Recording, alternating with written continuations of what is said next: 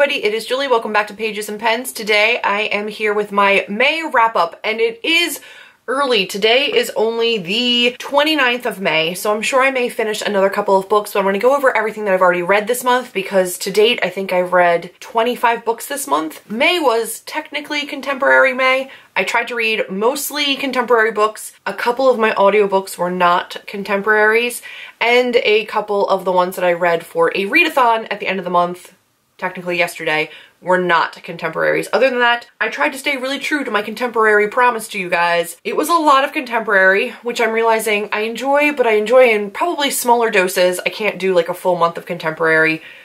It got overwhelming. And the stories started to like blend into each other a little bit, and it became just a little bit too much. So some of these were also just really bad contemporaries on top of all of that. So we will see. I have a lot of audiobooks this month, so some of them I will just be putting up a picture for. Let's jump into it, shall we? The first book that I read this month was Invincible Summer by Hannah Moskowitz, and I actually really did end up enjoying this one. I wasn't sure I was going to from like the cover because it looks like scandalous. It's less scandal, more like family-based, like very heavily family-based. This is about a guy, a boy, who falls for his brother's girlfriend. There's a thing there. It's these two families that summer together every summer, like across the street. So like the two families and their kids kind of like get to know each other, and it's their like growth and their progression and how they adult eventually. But this one was super emotional, which I was not expecting, and I ended up giving it 4 stars. So if you're interested in like a summer read that's also going to hit you in every one of your feels, maybe give this one a try. The next one that I read was an Owl Crate book, and this is The Upside of Unrequited by Becky Albertalli, and I ended up loving this book. Molly is adorable. She has like 26 different crushes, but she never tells anybody that she cares about them because she doesn't want to get hurt. She doesn't want somebody to not like her back. Molly is plus sized. She's super diverse. She's being raised by 2 moms. Her sister has a new girlfriend. It was so good. I loved it so much. Then I had 2 audiobooks, both of them by the same author. They were both by Laura Kay, and these are new adult contemporary sexy time romances. The first one was Hard as You Can. They all center around military men and then like the women in their lives that they're like saving and rescuing. But the lead character in this one, like the lead female character in this one, was still really, really strong, and the guy was great. And between this one and then I also read novella kind of a story in between books, because there's only the 2 of those available on the audiobook library that I was pulling from my Overdrive, and I really do recommend them because they really did have like great sexy time with like super hunky military men, which is like always, I'm always okay with. Always consent. There was always double checking on consent, but like in a sexy way. There was always safe sex. There was always like respect for the women, and then there was like this team of guys that were all ex-military that were also all very like emotionally connected to each other and supporting each other through like PTSD and finding help and like this brotherhood.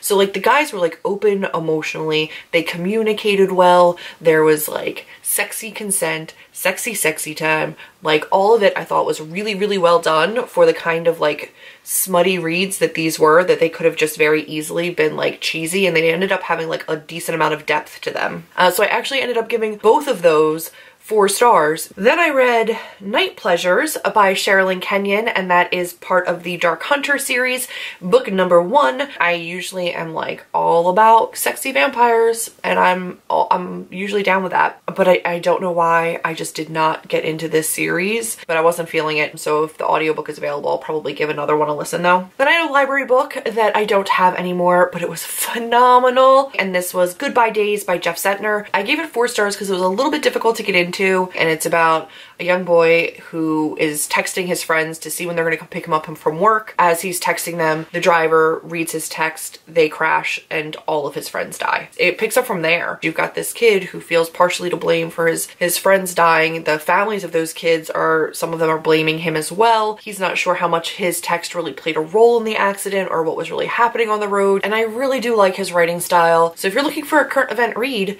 for your Emoji-a-thon TBR for June, check out Goodbye Days by Jeff Sentner. It's amazing. Then I have Foxhole Court by Nora Sakovic, which if you've tuned into any of my videos recently, or my Instagram feed, like my Instagram stories, you know I don't like this series, and I gave it 2 stars. This Saturday for my weekend video, I will have a review of this series. So if you're interested in more of my thoughts on the Foxhole Court series, because I have all 3 books and I read all 3 books, then you can find them on Saturday, because I don't want to talk about them a lot here.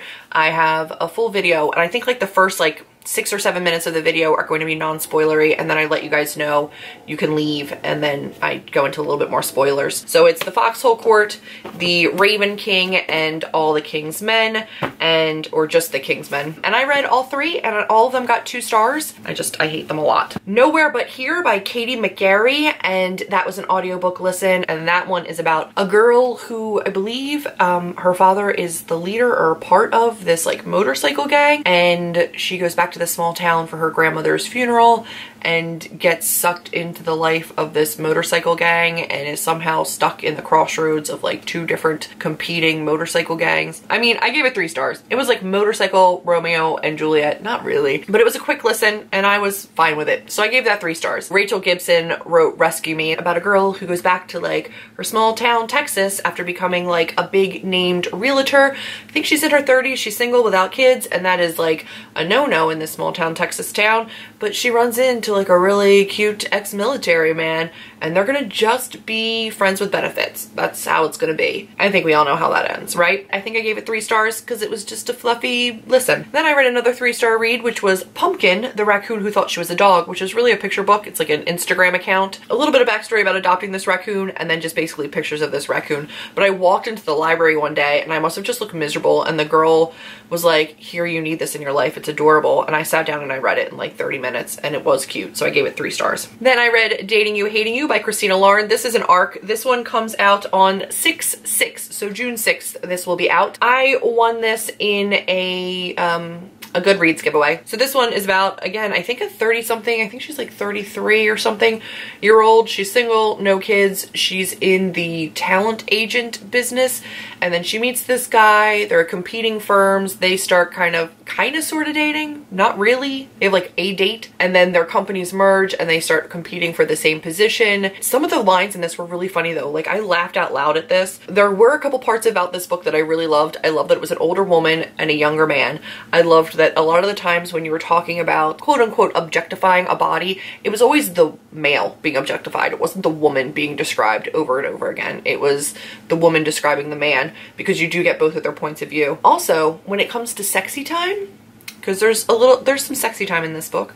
When it comes to the sexy time, the woman is always on the receiving end of the oral pleasure, and unless I read something wrong, at no point is she on the giving end of that. Which, like, when does that ever happen in sexy time? I ended up giving it, I think, 3 stars. It had downsides for me because there was such a high focus on their job and the ins and outs of the industry. The girl in this never had a life outside of her job. You get a little bit of the guy's backstory, like his family life, but you never see her outside of work unless it's with work friends and then they're discussing work. So I felt like the male character in this was a lot more fleshed out. It was still a really cute read. It just wasn't my favorite read. Then I read That Summer by Sarah Dessen, but I listened to this in audiobook because it was available in audiobook, and it's really short, so it was like a really quick audiobook read, and I needed an audiobook. So this was a 2-star read for me. In no way, shape, or form was this a 2-star along the same lines as Foxhole Court, but it still was not good.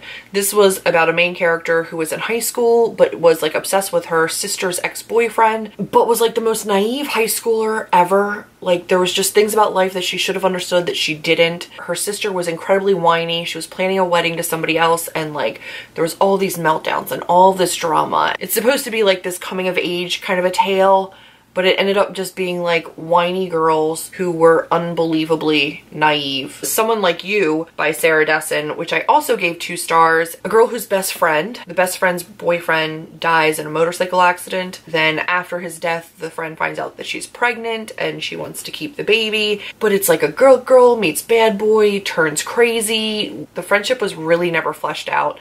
The relationships were never fleshed out. The characters all felt really kind of like ridiculous.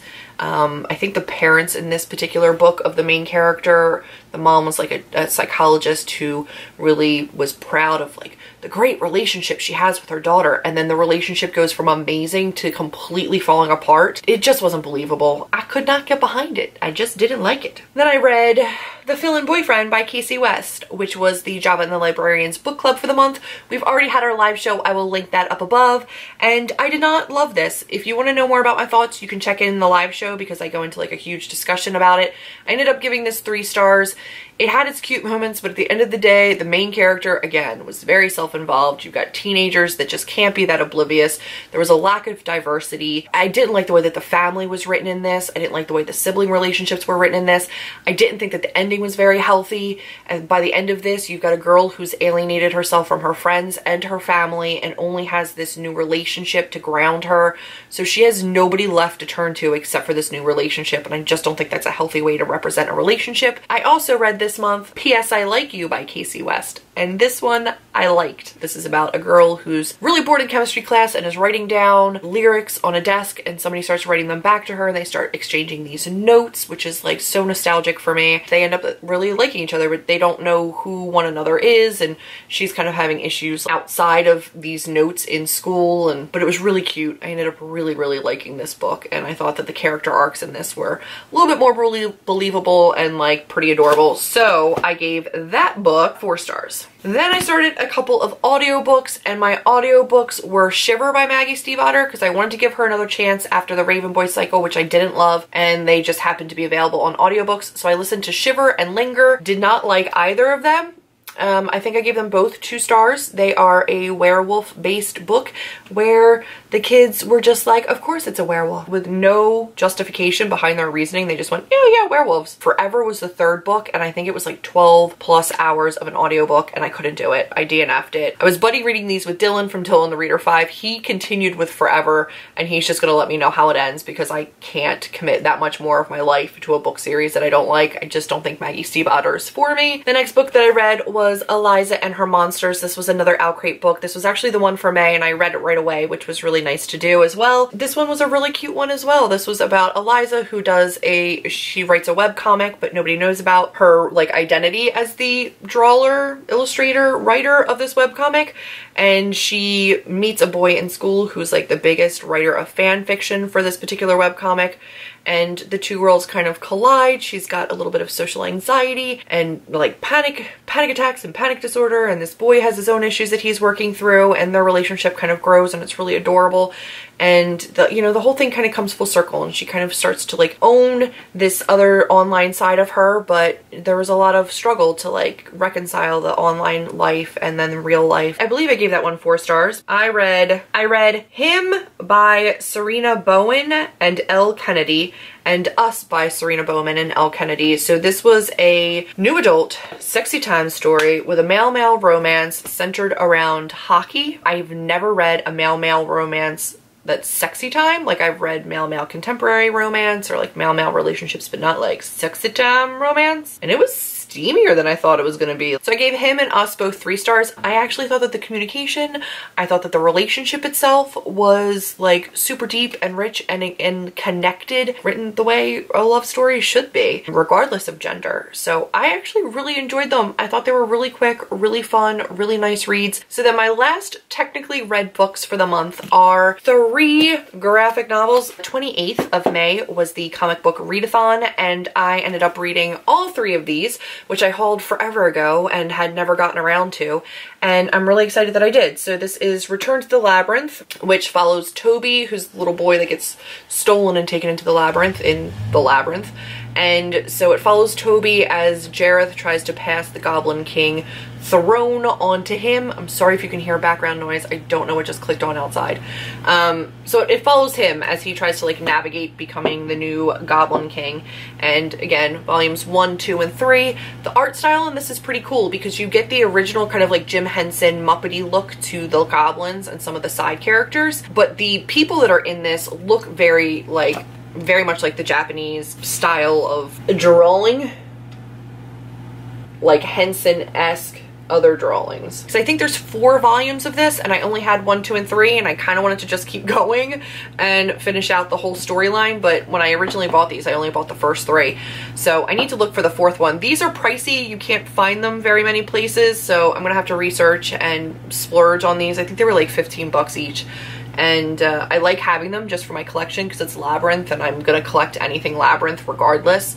So I'm glad that I finally got to these, and I'm glad that we had the comic book readathon to really push me to read these, because they probably would have sat for a really long time if I hadn't, but because I wanted to see what I could get done in 24 hours, I pushed through these. So that's the 25 books that I've already read this month for May. I had a pretty aggressive TBR for the Emoji-a-thon with a lot of series and a lot of larger books, but given the fact that like the last couple of months for me have been very, very high reading months, I'm feeling confident that I can continue to like keep kicking butt. We'll just see what I can do. That has been my complete May wrap up, at least for right now. Like I said, I've got 2 books that I'm still reading that I may finish before the month is out. If I do, I will make sure to annotate that down in the description box below. Let me know if you have read any of the books on this particular wrap up. If you liked this video, give me a big old thumbs up, click subscribe, and I will see all of you in my next video. Bye guys.